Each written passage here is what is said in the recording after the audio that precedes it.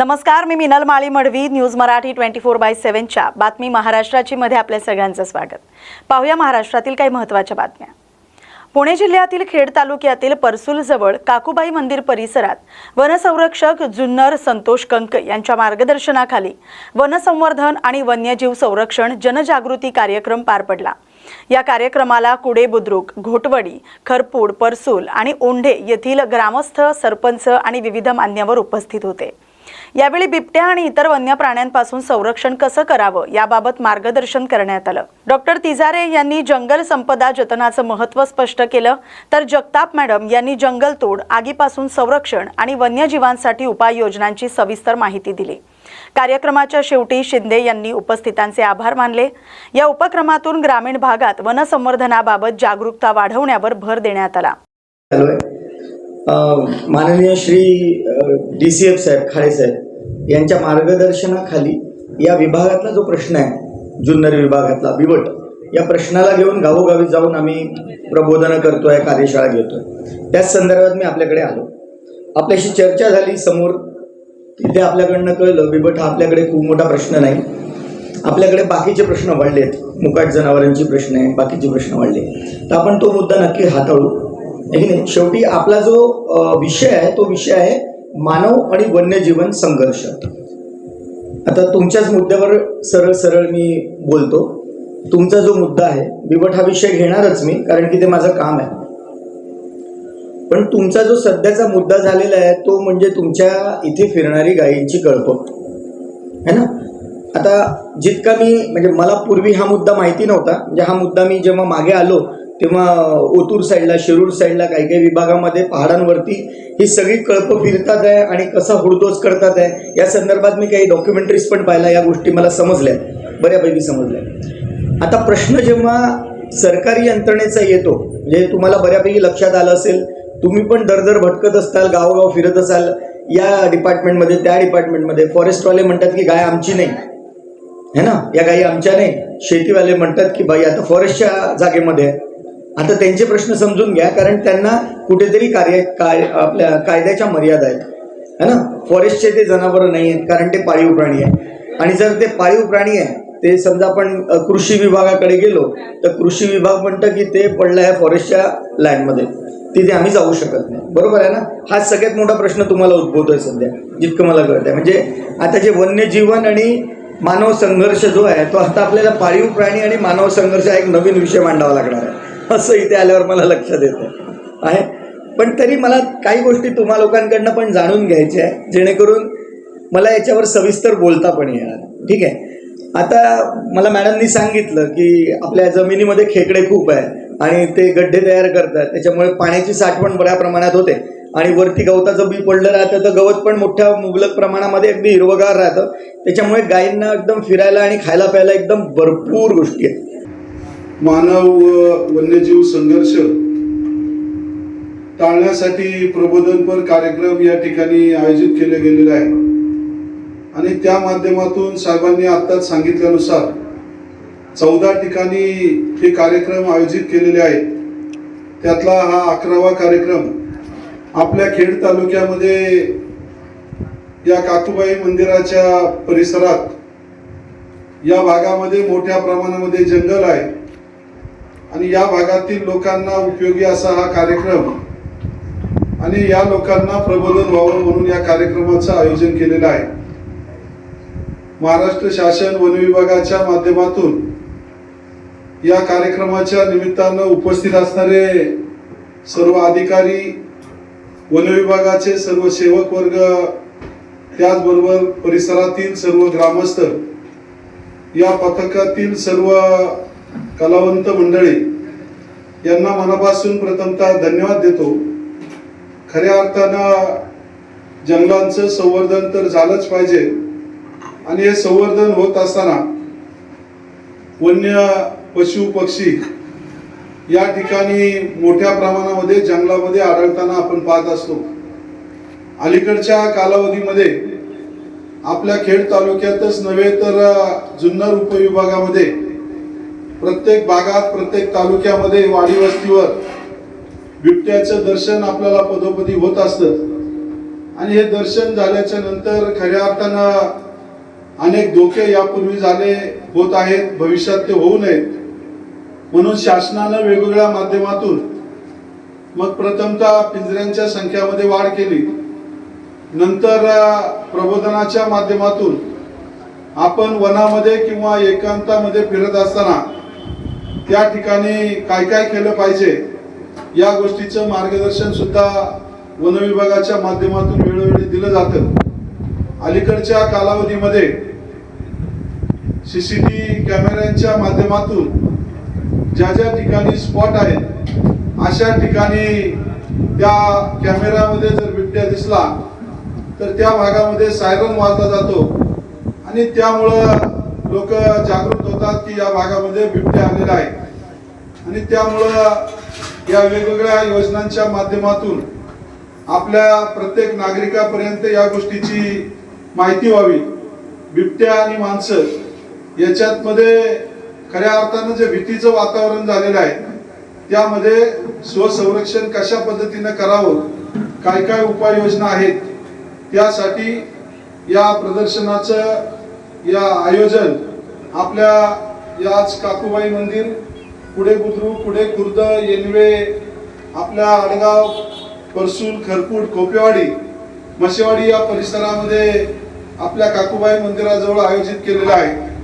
अचानकपणे आपल्या या कार्यक्षेत्रामध्ये जुन्नर उपविभागाच्या माध्यमातून आणि आपल्या चाकण आरएफओ अंतर्गत या परिसरातील सर्व अधिकारी सेवक वर्ग या ठिकाणी आहेत.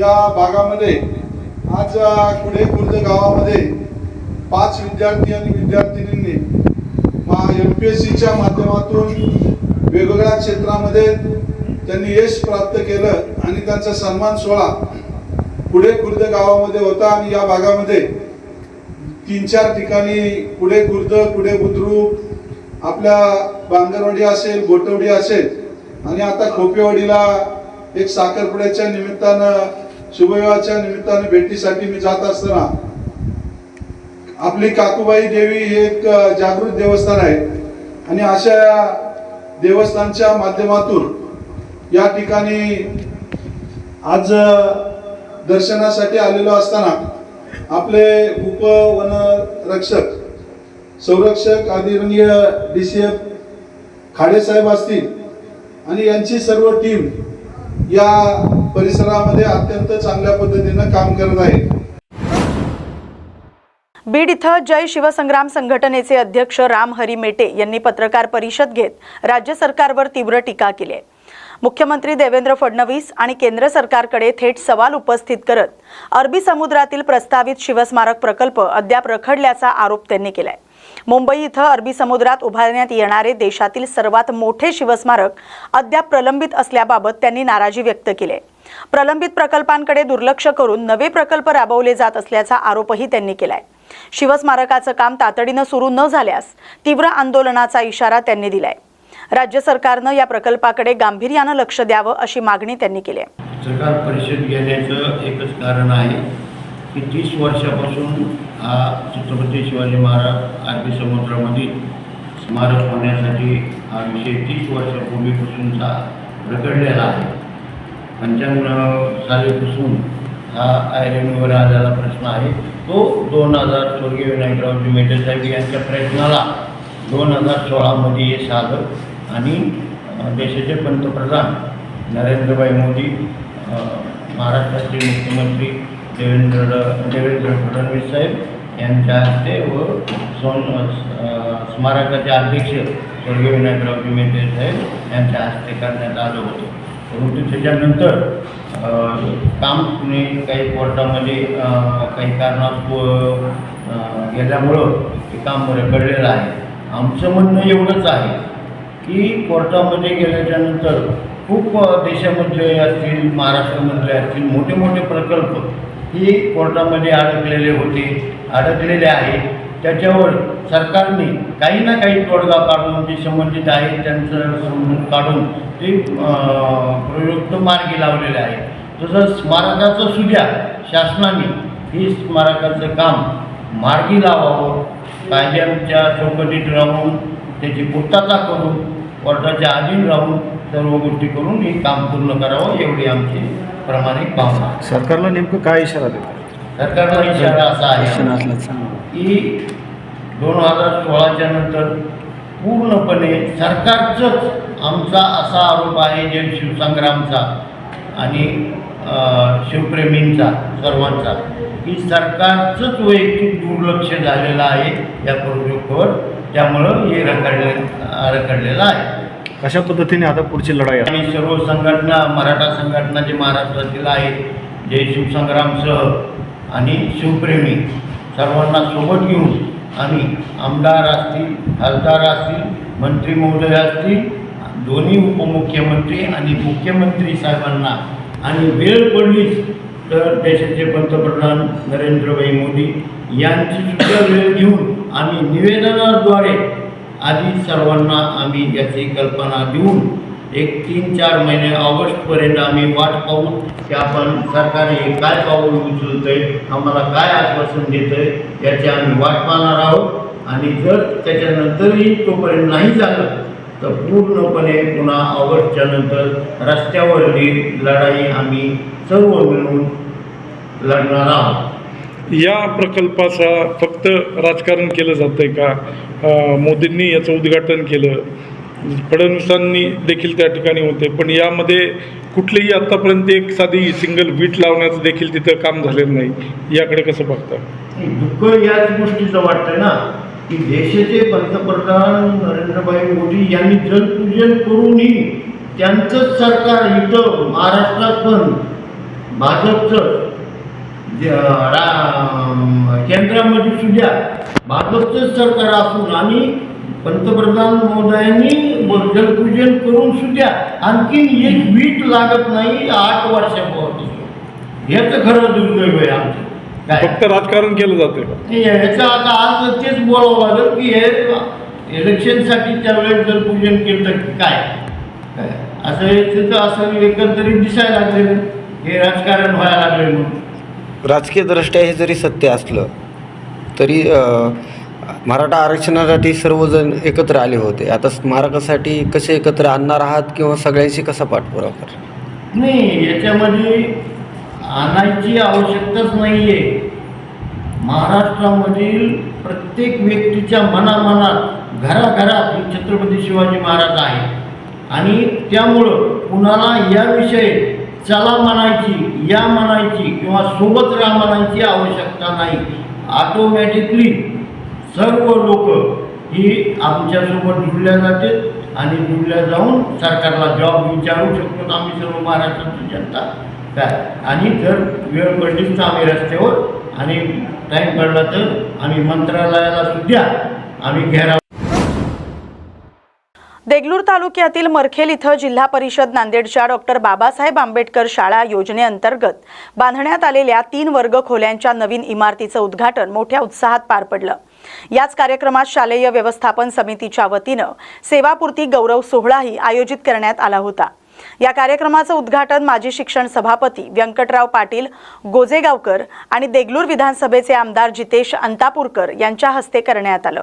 कार्यक्रमात सेवापूर्ती झालेले मुख्याध्यापक अरुण बट्टंवार आणि सहशिक्षक व्यंकटराव बोडावार यांचा सत्कार करण्यात आला.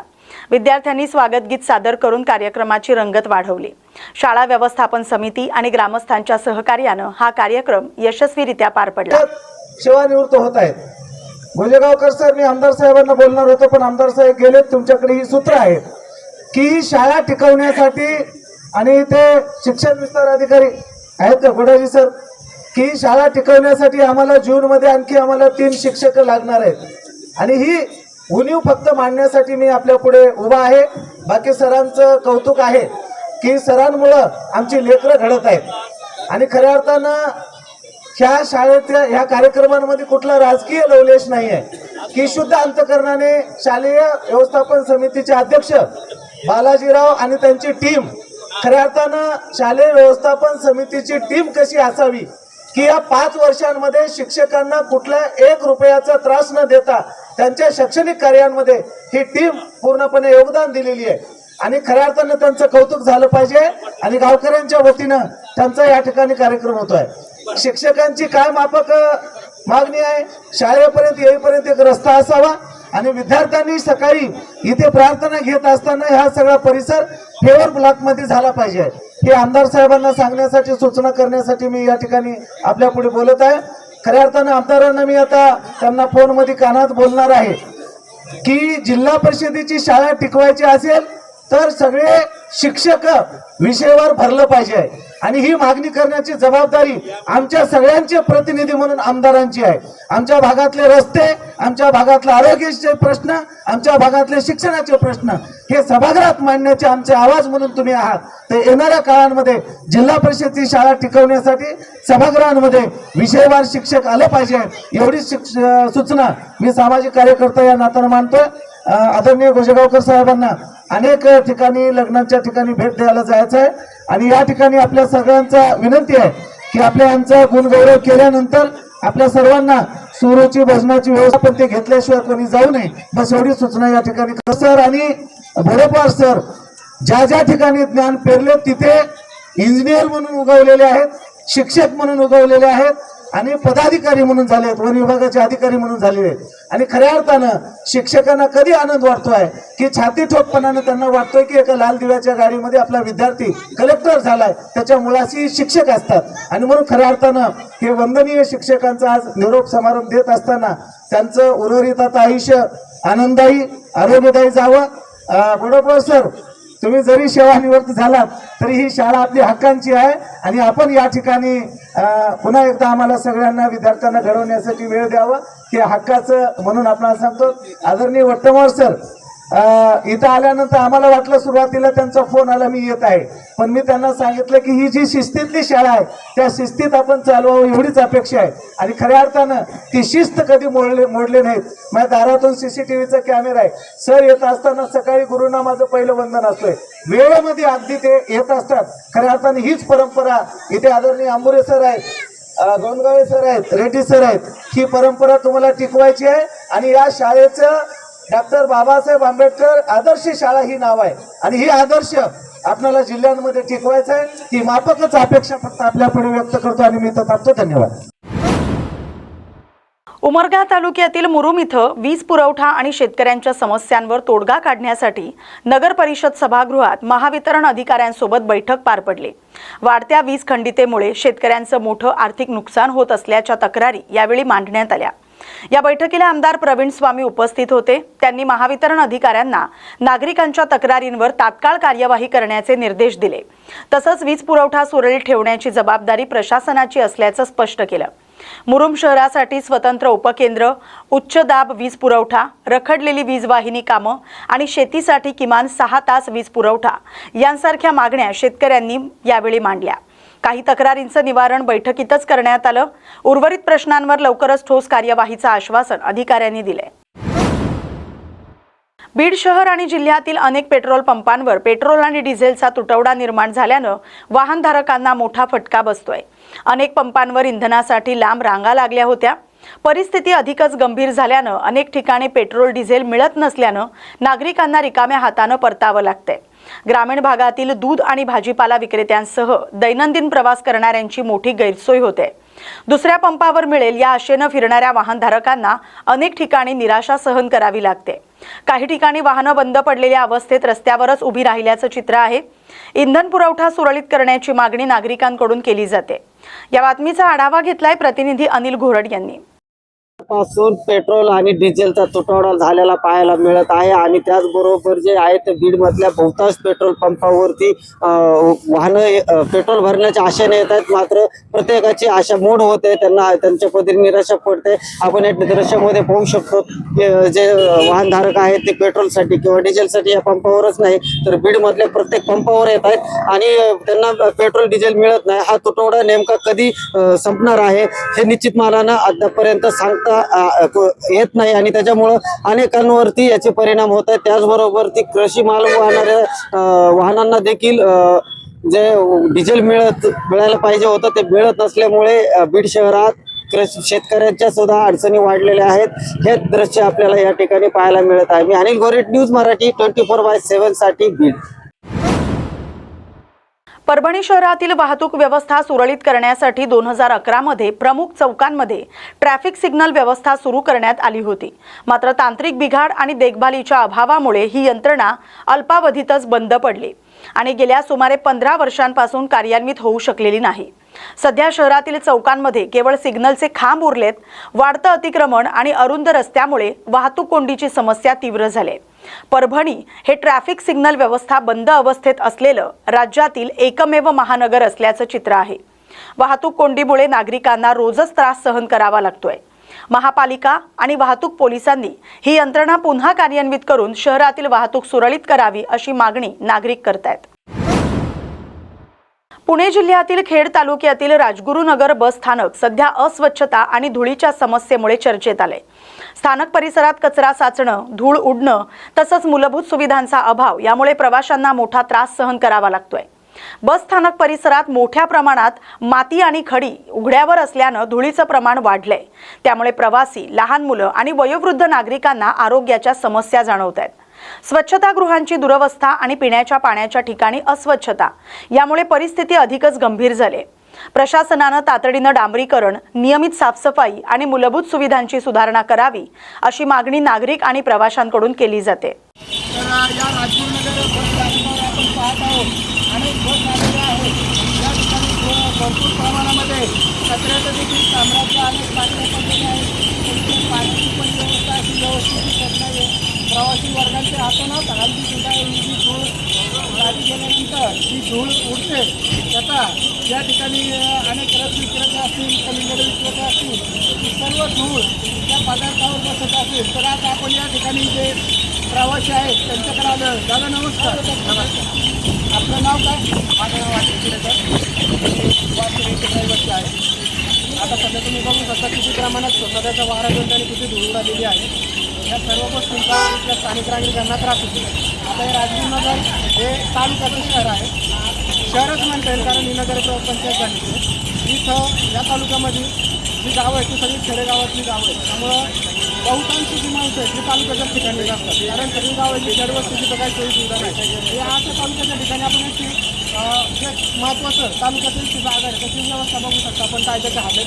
सगळा रस्ता डांबरीकरण आहे, कॉन्क्रिटीकरण आहे, सगळा ओबडधोबड रस्ता आहे, कच्चा रोड त्याच्यावरती काय सपाटी काय केलेलं नाही. हे फिरून आपलं रोड तर गाड्या येतात, धूळ मोठ्या प्रमाणात उधळते, लोकांना त्याचा त्रास होत आहे. तर तसे तिथं पदार्थ विक्रेते आहेत, रसवाले आहेत, कलिंगडवाले अशा पदार्थांवरती धूळ जाऊन बसते. म्हणजे लोकांच्या आरोग्याचा पण विषय आणि सोबतच लोकांच्या प्रवासाचा विषय आहे. आता इथं एवढा मोठा आजार आहे पण गाड्या बघा येत्या गाडी फलाटाला लागत नाही. सगळ्या गाड्या त्या रस्त्यांमध्येच उभं राहतात.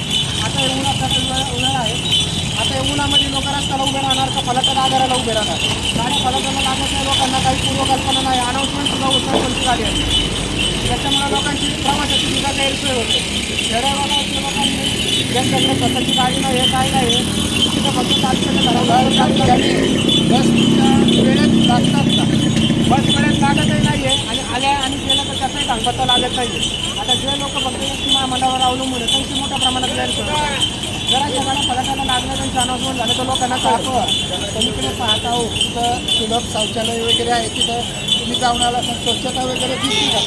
सुलभ शौचालयामध्ये पण मोठ्या प्रमाणात गैरसोय. तिथं व्यवस्थित पाणी नाही किंवा निश्चित तर तिथं पण मोठ्या प्रमाणात लोकांची गैरसोय होती. अस्वच्छता मोठ्या प्रमाणामध्ये आता समोर पण बघा मोफत जरा सेवा लावलेलं आहे पण त्याचं पुढं पाण्याचं नियोजन केलेलं नाही. लोक सगळ्या रस्त्यावरती गोळ्या करतात, राहत होतात. त्या सांडपाण्याचं पण पुढं नियोजन केलं नाही. सगळ्या पाणी रस्त्यावर होतं ते जेणेकरून लोकांच्या नागरिक आरोग्याचा मोठा प्रश्न इथं निर्माण झालेला आहे. आता तुमची या प्रशासनाकडं या महामंडळाकडं तुमच्या अपेक्षा काय आहे? अपेक्षा असेल की येणारे पुढील पावसाचे दिवस पाहता त्यावरती लवकरात लवकर रस्त्याचं काम कसं झाले तरी तात्काळ मार्गी लावावं. किंवा पावसाळ्यामध्ये याच्यात मोठ्या प्रमाणात लोकांची गैरसोय होईल आणि अपघातांचं प्रमाण सुद्धा टाळू शकतं प्रशासनावरून पाहिजे. म्हणजे या ठिकाणी खडीकरण व्हावं किंवा डांबरीकरण व्हावं किंवा सिमेंट कॉन्क्रीटचं रोड व्हावं अशा प्रकारच्या तुमच्या अपेक्षा आहेत. धन्यवाद. न्यूज मराठी 24/7. जिंतूर ते परभणी मार्गावर परभणी पोलीस दलात कार्यरत असलेल्या पोलीस जमादाराचा संशयास्पद मृत्यू झाल्याची घटना सकाळी उघडकीस आली. गंगाधर राणा शिंदे असं या मृत कर्मचाऱ्याचं नाव असून ते पोलीस मुख्यालयातील बँड पथकात कार्यरत होते.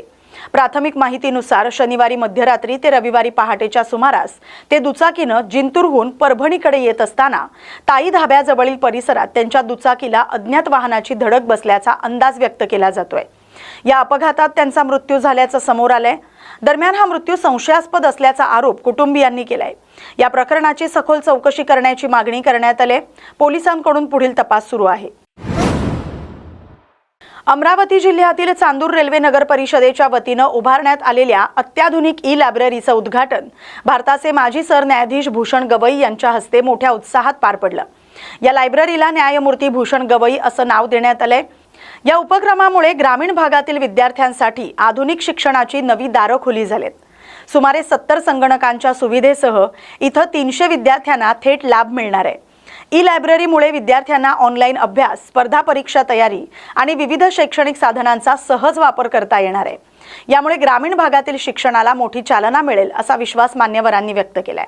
सर्वप्रथम मी ही सांगू इच्छिते की आज या चांदूर नगरी या चांदूर नगर परिषदमध्ये एक ऐतिहासिक दिवस होता, कारण की भारताचे सर्वोच्च न्याय व्यवस्थेचे माजी सरन्यायाधीश माननीय न्यायमूर्ती श्री भूषणजी गवई यांचे आगमन आपले चांदूर नगर परिषदमध्ये झालेलं होता आणि त्यांच्या हस्ते चांदूर नगरीमध्ये जे आमची परिकल्पना होती ई-लायब्ररी आणि त्यासोबतच एक वर्क प्लेस, जिथे वर्क फ्रॉम होमसाठी वायफाय व्यवस्था आणि अशी त्यांच्यासाठी एक व्यवस्था करण्याची आमची परिकल्पना होती।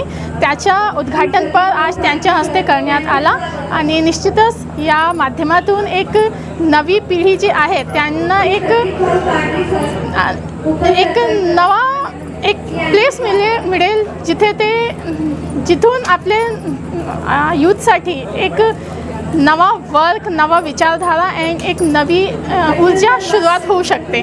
तो त्या परिकल्पनेतून आज आमच्या हा योजना होती एक अशी आणि सरन्यायाधीश भूषणजी गवई यांच्या हस्ते त्याच्या उद्घाटनात लायब्ररीला त्यांचं नाव दिलं आणि किती कॉम्प्युटर राहणार त्या ठिकाणी? तिथे 70 कम्प्युटर आहे। 70 कम्प्युटर आम्ही श्री भूषणजी गवई ई-लायब्ररी असं काही त्यांच्या नावातून आपण ठरवू। नंदुरबार जिल्ह्याच्या नूतन पोलीस अधीक्षक म्हणून अश्विनी सानप यांनी आज अधिकृतपणे पदभार स्वीकारलाय। यावेळी त्यांनी जिल्ह्यात कायदा आणि सुव्यवस्था अधिक बळकट करण्यासोबतच गुन्हेगारीवर प्रभावी आळा घालण्याचा निर्धार व्यक्त केलाय। पदभार स्वीकारल्यानंतर त्यांनी सांगितलंय की नागरिकांचा पोलीस प्रशासनावरील विश्वास अधिक दृढ व्हावा यासाठी पारदर्शक आणि जनतेला केंद्रस्थानी ठेवून कामकाज केलं जाणार आहे। तसंच जिल्ह्यात शांतता, सुरक्षितता आणि जनतेशी सुसंवाद यांना विशेष प्राधान्य दिलं जाणार आहे। महिला सुरक्षिततेच्या दृष्टीनं विशेष दक्षता घेणार आहे। महिलांविरोधातील गुन्ह्यांवर कठोर कारवाई केली जाईल असं त्यांनी स्पष्ट केलंय। नवीन पोलीस अधीक्षकांच्या नियुक्तीमुळे नंदुरबार जिल्ह्यात कायदा आणि सुव्यवस्थेला नवीन बळ मिळणार असून नागरिकांमध्ये समाधानाचं वातावरण निर्माण झालंय। सामना दैनिकातील अग्रलेखावरून राजकीय वातावरण पुन्हा तापताना दिसतंय। भाजपचे प्रदेश प्रवक्ते राम कुलकर्णी यांनी शिवसेना नेते खासदार संजय राऊत यांच्यावर जोरदार टीका केली आहे। संजय राऊत यांनी लिहिलेला अग्रलेख हा त्यांच्या स्वतःच्या ढोंगी राजकारणाचा बुरखा फाडणारा असल्याचा आरोप करत कुलकर्णी यांनी त्यांना लक्ष्य केलंय। राजकारणात सभ्यता संपली आहे, राज्यसभा आणि विधान परिषद निवडणुका पैशाचा खेळ झाल्याचा आरोप करणाऱ्या राऊतांनी आधी स्वतःचा चेहरा आरशात पाहावा असा टोला देखील त्यांनी लगावलाय। 2019 मध्ये मुख्यमंत्री पदासाठी भाजपला दिलेला धोका आणि त्यावेळी राजकीय सभ्यतेची झालेली पायमल्ली याची आठवण करून देत कुलकर्णी यांनी राऊतांवर निशाणा साधलाय। दुसऱ्यांना ब्रह्मज्ञान सांगणारे स्वतः मात्र कोरडे पाषाण आहेत अशा शब्दात राम कुलकर्णी यांनी संजय राऊतांवर टीका केली। उबाटाचे मुख्य प्रवक्ते संजय राऊत यांनी स्वतःच्या ढोंगी राजकारणाचा बुरखा स्वतःच फाडून घेतला। आज त्यांनी सामना दैनिकामध्ये लेख लिहिताना सभ्यतेचं राजकारण संपलं, राज्यसभा विधान परिषद हे आता पैशाचा खेळ झाला अशा प्रकारचं लिखाण केलं। मला वाटतं त्यांनी आता निश्चितच स्वतःच्या घरी स्वतःचा चेहरा आरशामध्ये बघावा आणि मग त्यांनी सांगावं की राजकारण सभ्यतेचं संपलं। कसं आहे की 2019ला सर्वसामान्य जनतेनं जनाधार हा कुणाला दिला होता? महायुतीला। आणि मग त्यावेळेस त्यांनी भारतीय जनता पार्टीला धोका दिला आणि केवळ मुख्यमंत्री पदासाठी सिल्वर बंगला गाठला, काँग्रेसचे सोनिया गांधीचा दरबार गाठला, वैचारिक तत्व बाजूला ठेवले. स्वर्गीय बाळासाहेब ठाकरेंनी हिंदुत्वाचं जे स्वप्न पाहिलं ते तर समुद्रात फेकून दिलं मातोश्रीवरून काढून. आणि मग आता तुम्ही तत्वाच्या गप्पा कशा मारता? तुम्ही तत्वाचं राजकारण संपलं हे आता कसे म्हणतात? अशा प्रकारे लिहिण्याचा आणि बोलण्याचा संजय राऊतांना मुळीच अधिकार नाही. स्वतः दुसऱ्याला सांगे ब्रह्मज्ञान, स्वतः कोरडं पाषाण यापेक्षा दुसरा विषय त्यांच्या बाबतीत असू शकत नाही. कल्याण पूर्वेतील नांदिवली परिसरात वाहतूक पोलिसावर हल्ला झाल्याची धक्कादायक घटना समोर आले. रस्त्यावर वाहतूक कोंडी होत असल्यानं उभी असलेली कार बाजूला घेण्यास सांगितल्याचा राग मनात धरून कार चालक आणि त्याच्या 2 साथीदारांनी वाहतूक पोलीस कर्मचाऱ्याला मारहाण केल्याची घटना घडली. या घटनेत वाहतूक पोलीस कर्मचारी देविदास वाघेरे हे जखमी झालेत. त्यांनी दिलेल्या तक्रारीवरून कोळसेवाडी पोलीस ठाण्यात संबंधित आरोपींविरोधात गुन्हा दाखल करण्यात आलाय. प्राथमिक माहितीनुसार नांदिवली परिसरात वाहतूक सुरळीत करण्यासाठी देविदास वाघेरे हे कर्तव्य बजावत असताना रस्त्याच्या मध्यभागी उभी असलेली कार बाजूला घेण्यास त्यांनी चालकाला सांगितलं. मात्र याच कारणावरून चालक संतापला आणि त्यानं आपल्या 2 साथीदारांसह पोलीस कर्मचाऱ्यावर हल्ला केला.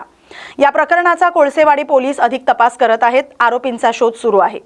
विशेष म्हणजे गेल्या काही दिवसात कल्याणमध्ये वाहतूक पोलिसांवर हल्ला होण्याची ही 3री घटना असल्यानं पोलीस दलात चिंतेचं वातावरण आहे. राळेगाव शहरात तहसील परिसरात एका धावत्या मारुती व्हॅनला अचानक आग लागल्यानं परिसरात एकच खळबळ उडाली. काही क्षणातच आगीनं विक्राळ रूप धारण करत गाडी पूर्णपणे जळून खाक झाले. या घटनेदरम्यान चालकानं प्रसंगावधान राखत वेळीच गाडीतून बाहेर पडण्यात यश मिळवलं, त्यामुळे मोठी जीवितहानी टळलेली. मात्र काही मिनिटातच संपूर्ण व्हॅन जळून खाक झाल्याचं मोठं आर्थिक नुकसान झालंय. घटनेमुळे परिसरात भीतीचं वातावरण निर्माण झालंय. आगीचं नेमकं कारण अद्याप स्पष्ट झालेलं नाही. स्थानिक प्रशासन आणि अग्निशमन दलाकडून पुढील तपास सुरू आहे. बातमीसोबतच बातमी महाराष्ट्राची मध्ये वेळ झाली आता इथेच थांबण्याची. अशाच महत्त्वाच्या बातम्यांसाठी पाहत राहा न्यूज मराठी 24/7. नवा भारत, नवा विचार.